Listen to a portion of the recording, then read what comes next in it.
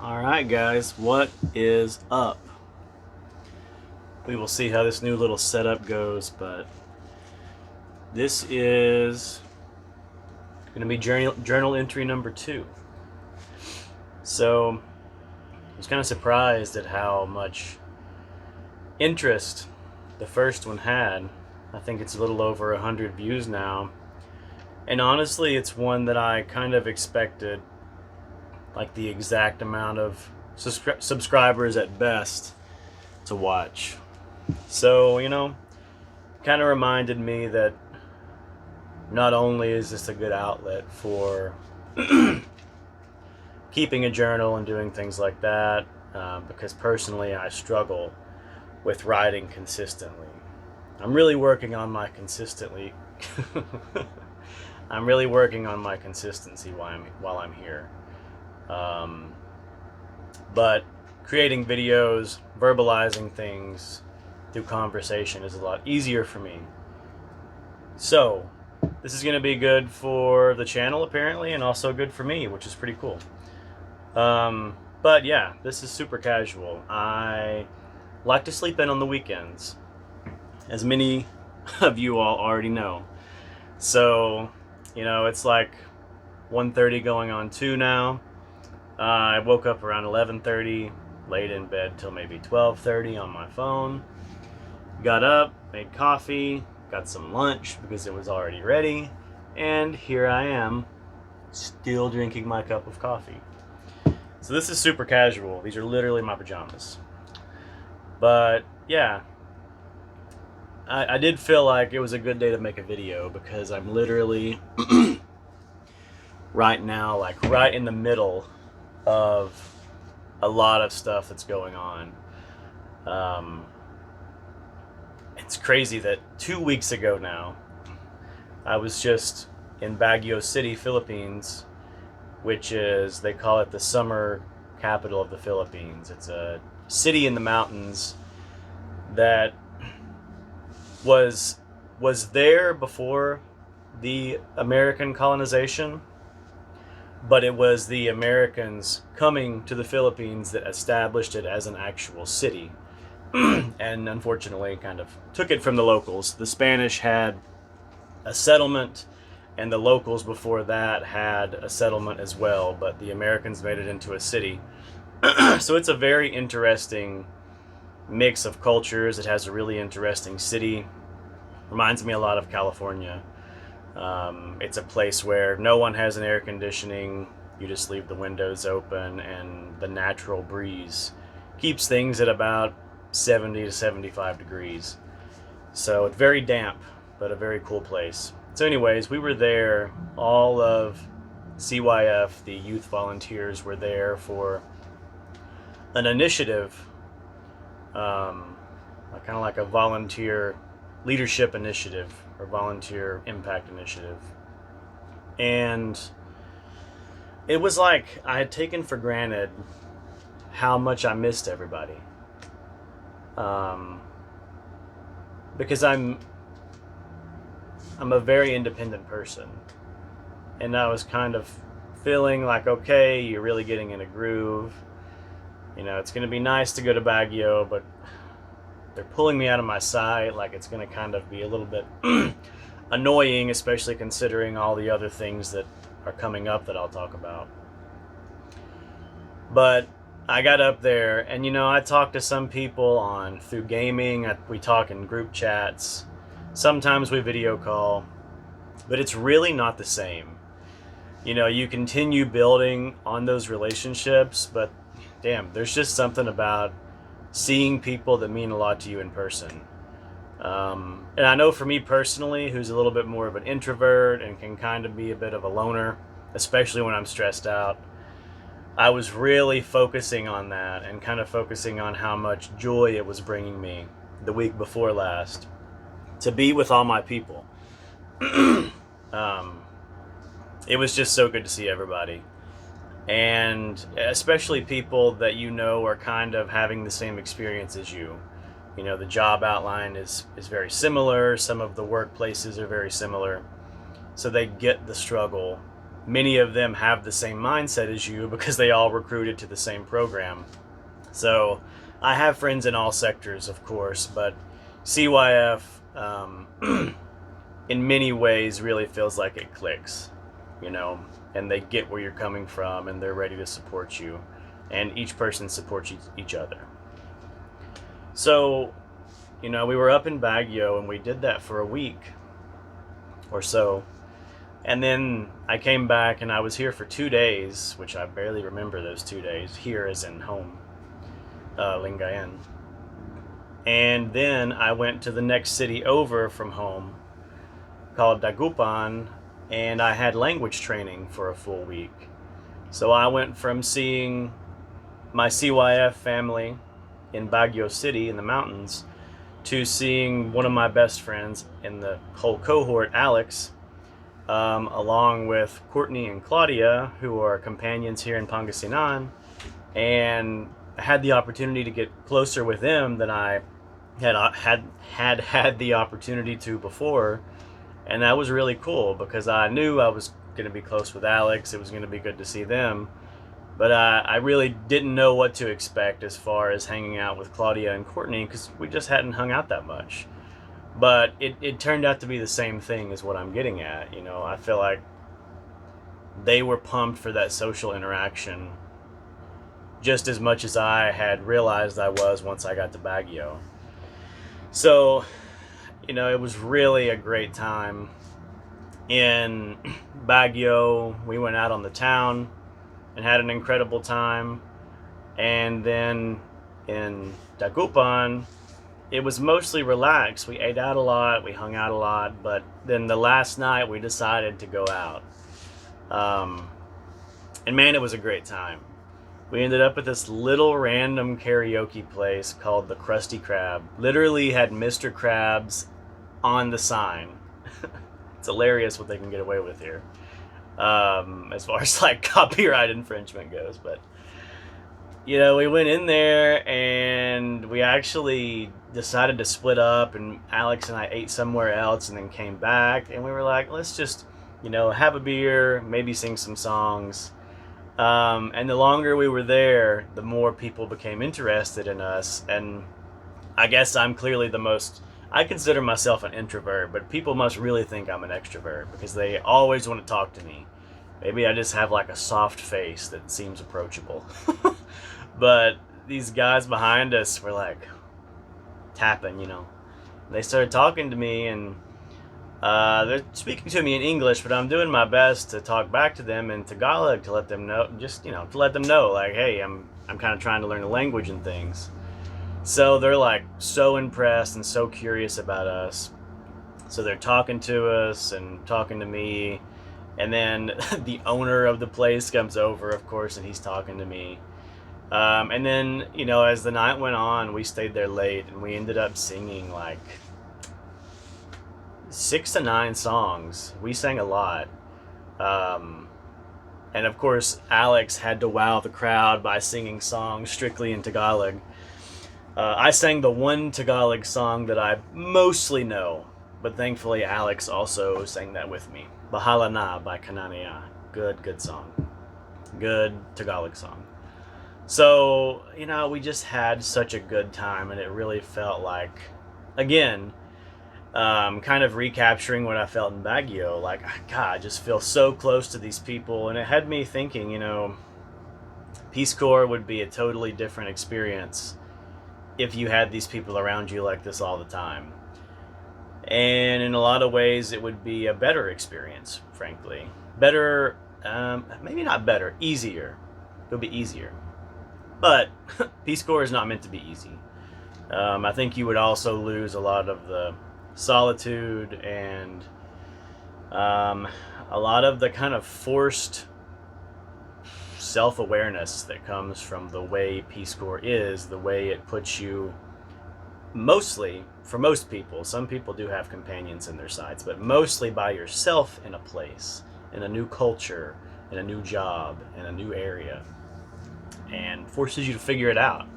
And a lot of figuring it out involves figuring yourself out, because when you're this isolated, when you have this few immediate friends to lean on, when you have family but they're still kind of unfamiliar, there's a certain dynamic there. You really have to sit with the feelings that come and go for you, and you have to acknowledge them. You don't have much of a choice to avoid them through doing the things that are comfortable to you at home.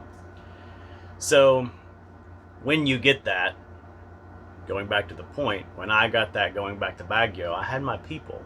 We've bonded, trauma bonded or not, we've bonded.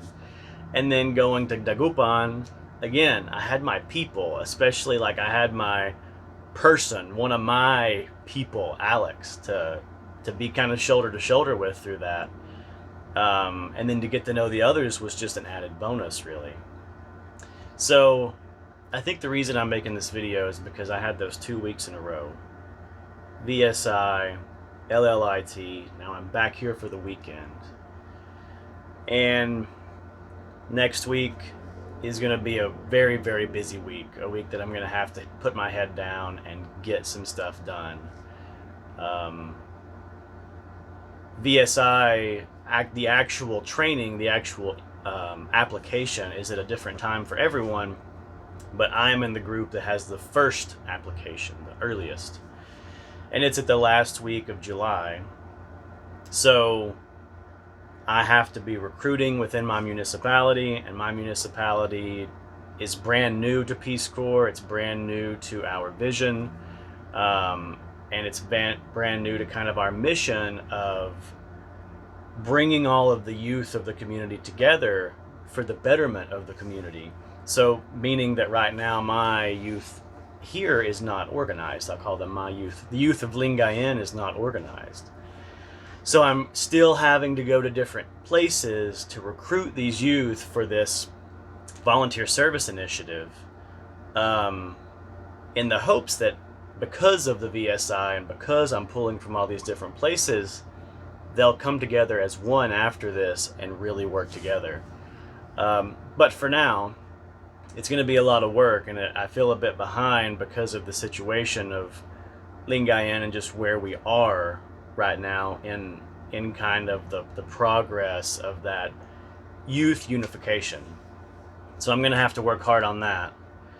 Plus, besides the recruitment, I also have 2 facilitations that I'm helping organize and build that will be presented in that last week of July. And then I also have 2 big tasks from my job site, my work site, MSWD, which is to contribute to the budget proposal for youth for 2024, and also help to structure and build a youth development officer position, as if it was being placed in MSWD, kind of under the MSWD umbrella. So there's some big tasks. Those are some big tasks on their own, and I really have to find time to balance those things out, because I also next week is at work, and then the next week I have inter-service training back in Manila for a week and a half. And then after that week and a half, I come back for those last few days, and then the next week is back in Baguio to apply all that VSI stuff, all that volunteer service initiative stuff. So it's just back to back to back. And of course I volunteered to do a facilitation at IST. Plus, IST is just a little stressful for me anyways, because I have trouble getting out of the mindset that there's, like, when I get around all the other volunteers, for some reason I just feel this amount of pressure. I don't know if it's imposter syndrome, or if it's just still me working on my self-confidence. But I think it's just because the volunteers, they all do things in such different ways. Everybody is very unique.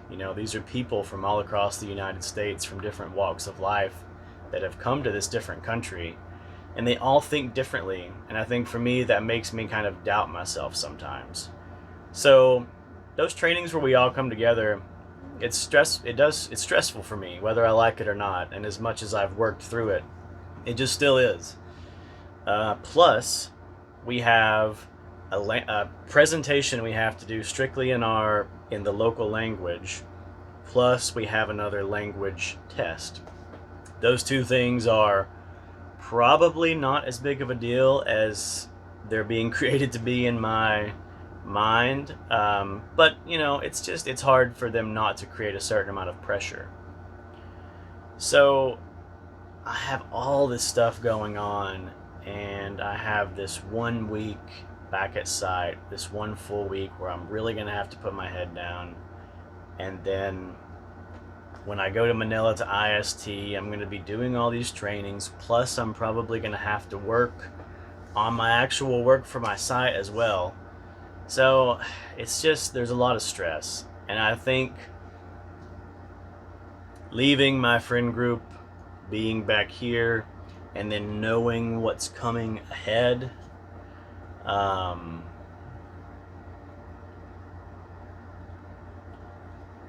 I think that I've been acknowledging the past couple days that I've been back the lull, and the kind of emptiness that washes over me whenever I walk away from those friend meetings, from those gatherings with other Peace Corps members especially. It kind of reminds me of back in the States. To be an introvert, I've always been a very social person. I love having people over. The introvert part is I like having people over more than I like going to people. But, I had this, I was renting a house and I would have people over, and I've never been too crazy. I've never been crazy big into wild parties. I would have all my nerd friends over, and we would have some beers and talk about Dungeons and Dragons or the video game we're playing or whatever. But, when that was over, 2 in the morning, whatever it is, knowing me, everybody has left or everyone's asleep. It's kind of like, or the next morning, there's kind of this lull, and oh, that was incredible, but now it's over. And I was kind of comparing my feelings now to that, in the fact that that experience was so great and exactly what I needed, but now it's over and I'm back in my site alone. And not only am I in my site alone, but there are people in the area who have left. There are people in the area who are struggling. Peace Corps members, I mean. And I have so much to do and so many responsibilities and so many things on my mind. And that great experience, that great camaraderie is over. It's not, it itself can't follow me into these experiences, into these things I have to do on my own. So how do I bring that feeling of togetherness and solidarity and friendship with me into this, And I feel like it's going to get a lot easier after IST when we can move around, maybe stay a night on the weekends with other volunteer members. But for now, it's tough. And it reminds me of that feeling after a good party or a good group gathering, when there's just that dip in your emotions, and then I don't want to overuse the word depressed, but you just get a little lonely, you really, that loneliness hits you. And I'm excited for IST, really only because I get to see everyone. Love you, Peace Corps, but I'm not super excited about all the other factors. And that's okay. I'm sure you don't expect me to be. But yeah, I'm also the anxious little guy inside Grayson is still thinking about after IST, when Peace Corps is not going to bother us anymore, but that's for better and for worse, right? We're going to have a long stretch where we are just at our site. And it's going to be a little lonely sometimes. And these things are happening so fast. And I think back to pre-service training and how it felt like those days would never end, and we were so restricted and we couldn't really do a lot of things. And I felt like I was surviving on coffee and the workouts that I was doing. And now that's over. So it's just, that loneliness that I'm getting after these gatherings is kind of, in my mind, being compared to life events also, and the fact that very soon, sooner than I can comprehend, Peace Corps itself is going to be that memory or that thing in the recent past that I'm looking back on like, wow, that's over now. How do I carry that experience and all those incredible people I met and all of the things that went into Peace Corps emotionally, for me especially emotionally? How do I carry that into my life going forward? And it's tough. I mean, I think that's why they debrief you, because, just look at me, if one reunification with my people in Baguio and Dagupan affects me like this, not like this, like, ooh, but just, enough for me to feel it and to recognize it. Imagine how 2 years of service is going to impact people. So I'm sure that's why they debrief you and bring you back together, and it's kind of a big deal. But it has me thinking about that, thinking about the fact that I really, even when it's tough, even when I'm lonely, even when I look around and nothing is familiar except for the things that I brought from the States where everything was familiar, I have to find a way to embrace this moment. Because even if it sometimes sucks now, one day I'm going to look back on it as an incredible experience. And no matter how hard I try, there's going to be things that I wish I had embraced and done and thought of and tried then. And the more I can stay in that mindset, the more I can put myself in the head of future Grayson, looking back on this experience, I think the more I'll be motivated to live in the moment and to do as much as I possibly can now, and to really absorb and be rejuvenated by those experiences and those reunifications with other volunteers, and use that and use what they're doing and use their experiences to motivate me to get my ass out of this room, even out of this town soon enough, and to fully embrace this experience. Because I want to look back on Peace Corps and have to think hard about things that I could have done that I didn't do. You know what I mean? I want to have to research things that I didn't even know existed when I was here, because everything that I knew I wanted to do, I did. That's what I want. And that's hard for me. I can, as many of you all know, I can get in my bag pretty easily because I overthink. Just like this video is already longer than I expected it to be, because I'm just giving you guys all of my mental processing. But I'm really trying to just remind myself to embrace this moment, to put my shoes on, force my feet out the door, and to go do something. Go do something different, because there's so much to do.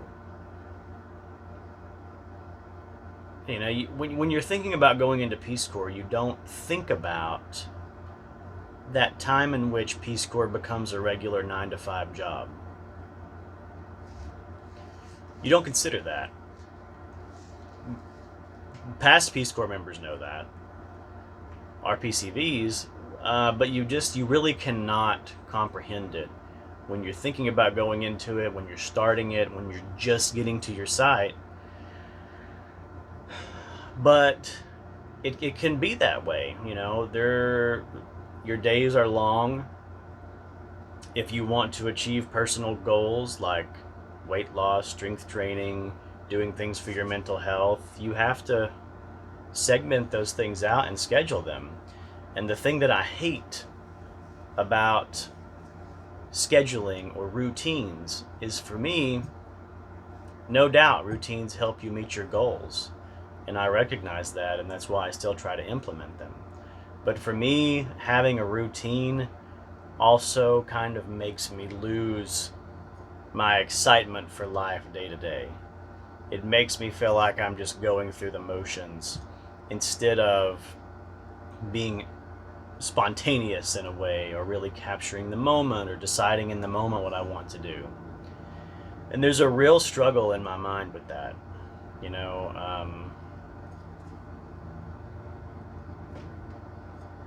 I don't know. It's tough. It's really tough because I feel like now I'm at the point where it's feeling like a regular 9 to 5. And I'm feeling like I have personal goals that I want to meet, of getting in the gym and losing a little bit of weight and things like that. And I know I really need to create a strict routine, Monday through Thursday at least, to make that happen because my hours are so long. But I don't want that to put me in an unmotivated place mentally. And that's what in the past it's done for me. And I don't know how to balance that. I don't know how to balance feeling motivated and feeling like I'm really living this experience versus feeling like I've got my head down in a routine and I'm grinding it out. Because for me, I've not found a way to merge those two things yet. So I'm still processing that, and I don't know who all is watching these videos, but if you've got advice, hit me with it, because I really want to find that balance. I really want to find a way to meet those two things, and to also take the camaraderie and the rejuvenized,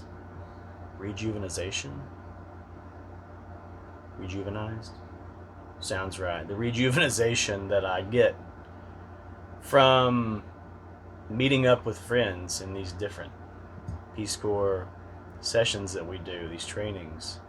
I want to find a way to take that passion and that feeling of support and happiness and bring it into my side experience. So yeah, that's what's on my mind. That's what I've been considering. And I'm realizing that when I start doing these videos and pulling this stuff out, it's like a magician pulling that ribbon out of his ear, it just keeps coming. So I think that these are really good for me, I hope that you all enjoyed my babbling. And I have to say, I enjoyed talking to you. Thanks for listening. So until next time, this has been Coffee Time with Grayson. Catch you later. Dink!